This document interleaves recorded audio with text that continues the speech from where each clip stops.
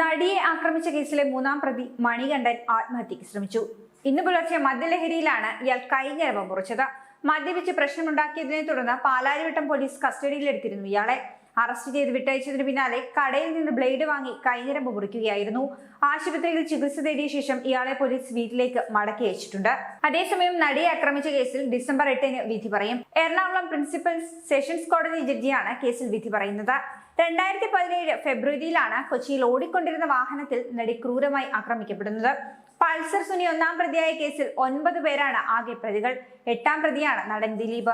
ആദ്യഘട്ടത്തിൽ പ്രതി ചേർക്കാതിരുന്ന നടൻ ദിലീപിനെ തെളിവുകളുടെ അടിസ്ഥാനത്തിൽ ജൂലൈ 10-ന് 2017 തന്നെ അറസ്റ്റ് ചെയ്തിരുന്നു.